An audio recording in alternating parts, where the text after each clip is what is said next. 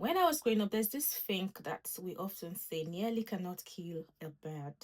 It means um for the fact that you almost did something, almost achieved something, almost got something does not mean that you did it or you achieved it. And it's a very painful feeling because this was my reality this week. I missed something by the nick and it is painful.